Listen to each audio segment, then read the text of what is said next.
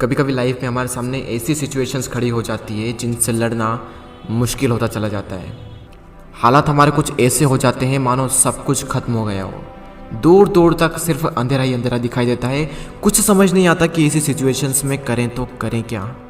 और कई बार तो ऐसी सिचुएशंस में क्विट करने का मन करता है।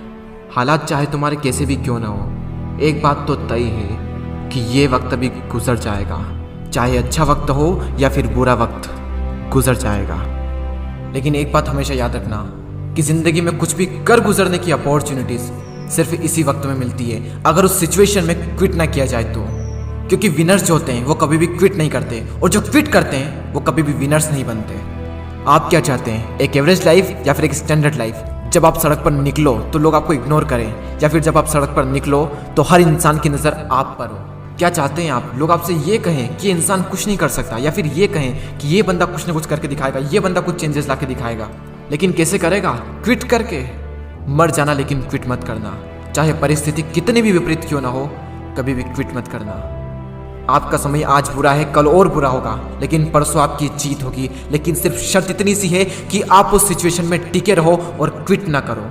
ये प्रकृति चाहती है कि हम इन परिस्थितियों से लड़ें, संघर्ष करें, ताकि हम और मजबूत बन सकें। क्योंकि ये परिस्थितियाँ आती है हमें मजबूत बनाने के लिए, ना कि हमें कमज़ोर बनाने के लिए। ये प्रकृति चाहती है कि आप और कामयाब बने, इसलिए आपके साथ कुछ न कुछ बुरा होता रहता है। और ना सिर्फ आपके साथ, बल्कि इस दुनिया में मौजूद हर इंसान के साथ हर समय कुछ न कुछ बुरा होता रहता है। ये प्रकृति का नियम है, हम इसमें कुछ नहीं कर सकते। हमारा क्या कर्तव्य है? हमें सिर्फ इतना सा करना है कि टिके रहना है, चाहे परिस्थिति कैसी भी हो।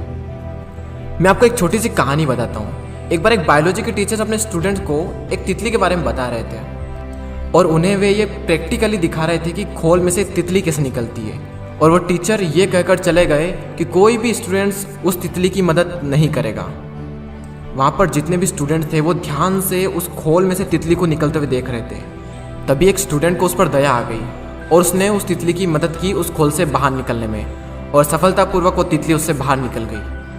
और उस स्टूडेंट की वजह से उस तितली को कोई संघर्ष नहीं करना पड़ा, कोई ज़्यादा मेहनत नहीं करनी पड़ी उस खोल से बाहर निकलने में।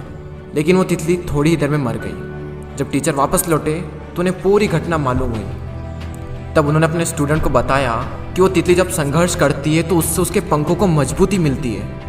यही प्रकृति का नियम है। उस तितली की मदद करके उस स्टूडेंट ने उस तितली को संघर्ष करने का मौका नहीं दिया, और यही परिणाम हुआ कि वो तितली मर गई।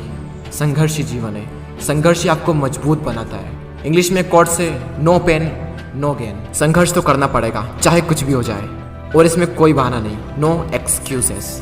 जो विनर्स होते हैं या तो किसी काम को करते ही नहीं, और अगर वो किसी काम को करते हैं तो उसमें कभी भी कोई भी बहाना नहीं बनाते।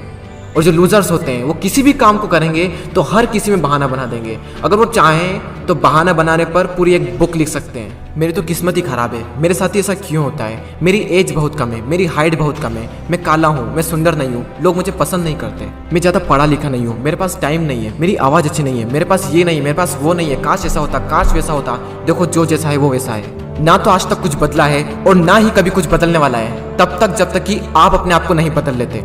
जब भी अंदर से ऐसी फीलिंग्स आए, जब भी बहाना बनाने का मन करे, अपने आप से जोर से चीख के चिल्ला के अपने आप से कहें नो एक्सक्यूजेस।